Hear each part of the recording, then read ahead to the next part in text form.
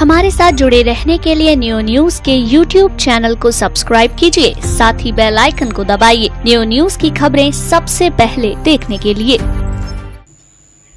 जनपद में पिछले 10 वर्षों से परिषदीय शिक्षकों का समायोजन नहीं हुआ है। समय समय पर बेसिक शिक्षा अधिकारियों द्वारा इसके लिए प्रयास किए जाते रहे हैं, लेकिन पारदर्शिता के अभाव और शिक्षकों के साथ सामंजस्य न होने के चलते समायोजन विभाग के लिए दूर की कौड़ी रहा है। बेसिक शिक्षा अधिकारी चंद्रशेखर द्वारा शुक्रवार को शिक्षकों के समायोजन के लिए काउंसलिंग की जा रही थी, लेकिन शिक्षकों ने काउंसलिंग प्रक्रिया में तमाम खामियों का जिक्र करते हुए काउंसलिंग का बहिष्कार कर दिया। सैकड़ों की संख्या में शिक्षक बीएसए कार्यालय पहुंचे और उन्होंने बेसिक शिक्षा अधिकारी और जिला अधिकारी के प्रतिनिधि अधिकारी को बीएसए कार्यालय में घेर कर अपना पक्ष प्रस्तुत किया। लंबे समय तक बेसिक शिक्षा अधिकारी व शिक्षक संगठनों में बातचीत होती रही, लेकिन कोई सहमति नहीं बन पाई। शिक्षक संगठनों की मांग थी कि रिक्त विद्यालयों को खोला जाए और आपत्तियों के निस्तारण के बाद ही समायोजन किया जाए, जिस पर सहमति नहीं बन सकी। परिषदीय शिक्षकों ने कार्यालय के बाहर जमकर विरोध प्रदर्शन किया। सर, समायोजन प्रक्रिया बीएसए प्रारंभ कर रहे हैं। शासन के द्वारा ये लास्ट 20 अगस्त तक खत्म हो जानी चाहिए थी, लेकिन उसके बाद अब तक तो इन्होंने कोई ध्यान नहीं दिया समायोजन प्रक्रिया पे, अपनी तमाम दूसरे कार्यों में लगे रहे। और आज अचानक से इन्होंने अखबार में विज्ञप्ति प्रकाशित करवाई है और कल रात को ही आनन फानन में सूचियां इन्होंने तैयार करी हैं और वो जारी कर दी गई हैं। जबकि नियम ये होता है कि 1 सप्ताह पूर्व हर एक विकास खंड पे सूचियां प्रकाशित कराई जानी चाहिए और उन पे आपत्तियां मांगी जानी चाहिए। उन आपत्तियों का निस्तारण करते हुए इनको समायोजन की सूची जारी करनी चाहिए, लेकिन ऐसा नहीं किया गया। पता नहीं इनको क्या ऐसी जल्दबाजी है कि ये समायोजन आनन फानन बिल्कुल एकदम रात को सूची बना के और तुरंत सुबह समायोजन करने के आमादा हैं। ऐसा हमें इसमें घालमेल की आशंका प्रतीत होती है, जबकि सूची में वरिष्ठता का कोई ख्याल नहीं रखा गया है इन्होंने किसी भी तरह का। और समायोजन 2017 की सितंबर 2017 की छात्र संख्या के आधार पर होना चाहिए था। वो छात्र संख्या में गड़बड़ी है, उसका कोई भी इन्होंने संशोधन नहीं किया है। और पारस्परिक स्थानांतरण पहले होने चाहिए थे, उसके ऊपर कोई ध्यान नहीं दिया जा रहा कि पारस्परिक स्थानांतरण पहले करने हैं, म्यूचुअल। आगे रिक्त विद्यालयों को प्रदर्शित अभी तक नहीं किया गया है और रिक्त विद्यालय की सूची जब तक नहीं होगी तब तक हम समायोजन में कैसे पता करेंगे कि हमें कहाँ कहाँ भेजा जाएगा। अंग्रेजी माध्यम के जो विद्यालय चयनित हुए थे उनमें हिंदी माध्यम के शिक्षक कार्यरत हैं, उनको पहले पदस्थापित किया जाना चाहिए था, जो कि अभी तक नहीं किया गया। उससे पहले समायोजन करने का क्या औचित्य है? इस सारी प्रक्रिया में पूरा घालमेल गड़बड़ की आशंका है पूरी। और उत्तर प्रदेशीय प्राथमिक शिक्षक संघ का जिला मंत्री होने के नाते मैं इसका पुरजोर विरोध करता हूं और ये समायोजन हमारे संगठन की तरफ से रद्द होने चाहिए। जब ये विसंगतियां पूरी हो जाएं तो समायोजन कराएं, कोई दिक्कत नहीं है। महोदय से रात को जो आनन फानन में 11 बजे के लगभग लिस्ट जो निकाली गई थी, तो हमने जो बात थी अध्यापकों की, सही बात रखी कि एक तो लिस्ट कम से कम 7 दिन पहले आउट करनी थी इनको। विद्यालय खोलने थे, इन्होंने न तो लिस्ट आउट की न विद्यालय खोले गए। आनन फानन में एक आदेश निकाल दिया, विज्ञप्ति कि 31 तारीख को काउंसलिंग होनी है। उसमें इतनी आपत्तियां हैं कि न तो उसमें विज्ञान टीचर का ध्यान रखा गया है, न जूनियर सीनियर का ध्यान रखा गया है, उसमें न सितंबर 2017 की छात्र संख्या का ध्यान रखा गया। सिर्फ बीएस साहब को एक इशू पॉइंट बना लिया, उन्होंने अपनी प्रेस्टेज बना ली कि मुझे आज समायोजन करना है हर हालत में, जो कि बिल्कुल न्याय संगत गलत है और कोई उसका कोई तरीका आधार नहीं है। जो उसमें वार्ता जो हुई है, उन्होंने कहा है सिर्फ एक ही बात कहते हैं कि कोई जैसे आपत्ति दे कि मैं इसका निस्तारण करा दूंगा, तो निस्तारण पहले होना चाहिए, समायोजन बाद में होना चाहिए। लेकिन वो कह रहे हैं समायोजन में पहले करूंगा, निस्तारण बाद में करूंगा। उनकी एक सिर्फ इशू पॉइंट है कि मुझे आज काउंसलिंग करनी है। इसका हमारे समस्त संगठन, समस्त अध्यापक इसका विरोध कर रहे हैं कि हम काउंसलिंग नहीं कराएंगे, क्योंकि गलत है। अध्यापक एक पास में उसको दूर भेजने, जो अच्छे क्रीमी लेयर स्कूल है वो छुपा लिए गए हैं। जितने भी स्कूल हैं अच्छे वो इस लिस्ट में नहीं है, क्योंकि लिस्ट आउट करेंगे तो पता चलेगा। इसलिए वो चाह रहे हैं कि बस एक कमरे में बंद करके मैं समायोजन कर दूं और शासन को अपनी भेज दूं। इसका हमने विरोध किया है।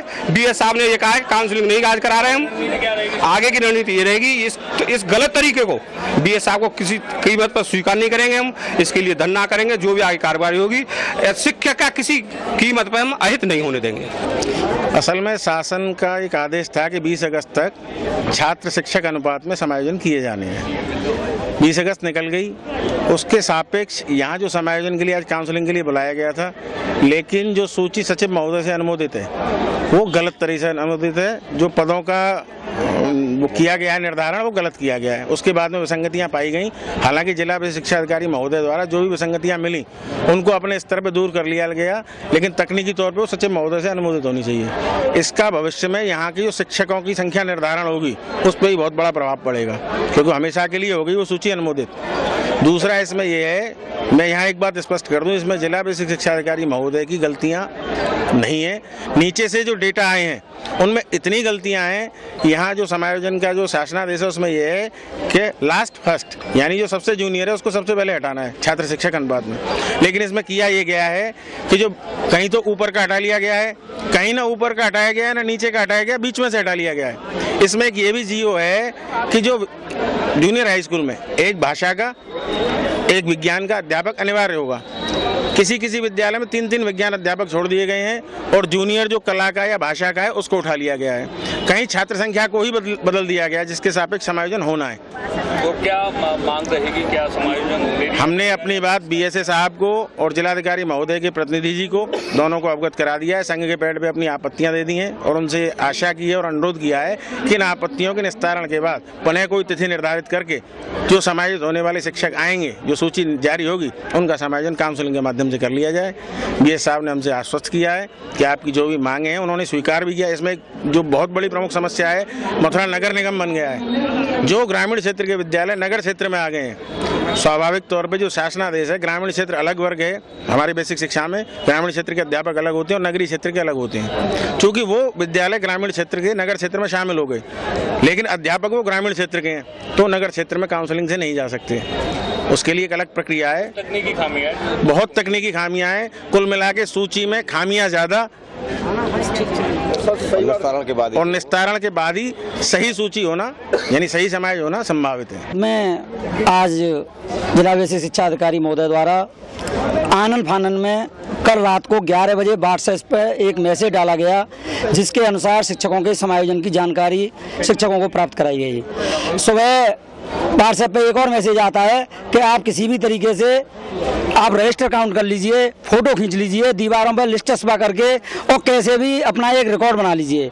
मुझे ये मंशा समझ में नहीं आई कि वो समायोजन करना चाहते हैं या इसमें बहुत बड़ा कोई घालमेल करना चाहते हैं। शुरू में कई बार संगठन के पैड पर उनको वार्ता के माध्यम से अवगत कराया गया कि आप रिक्त विद्यालयों की सूची और किन अध्यापकों का समायोजन होना है इसकी सूची पूर्व में प्रकाशित कर दीजिए, जिससे जो भी आपत्तियां हैं उनका निराकरण किया जा सके। लेकिन सारे पैड, सारी जो वार्ता थी उसको कहते रहे कि ठीक है मैं इसका निस्तारण करूंगा, लेकिन कोई निस्तारण नहीं किया गया। जनपद में आप बता रहे हैं कि रिक्त विद्यालयों की सूची जाहिर नहीं की है, क्या मंशा हो सकती है? इसके पीछे जो क्रीमी लेयर के अच्छे विद्यालय हैं, क्योंकि इनको पता है कि अभी 6 सितंबर और 5 सितंबर को नवीन से 378 नए शिक्षकों की नियुक्तियां की जानी है और उनके लिए कल इन्होंने काउंसलिंग के लिए डेट भी डिसाइड कर रखी है। तो हो सकता है कि उसमें नियुक्तियां करना चाह रहे हों उन विद्यालयों में।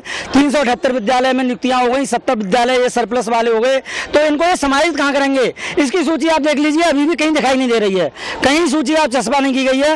यही पता नहीं है कौन से विद्यालय कहाँ शिक्षकों का समायोजन करना चाह रहे हैं। हमने आते आते ये कहा था कि आप हमारी एक मांग मान लीजिए कि 378 विद्यालय प्लस 70 समायोजन, लगभग 450 विद्यालयों की सूची चस्पा कर दीजिए और अध्यापकों को उनको विकल्प दीजिए, वहां पे जाएं और समायोजन की काउंसलिंग करा दीजिए।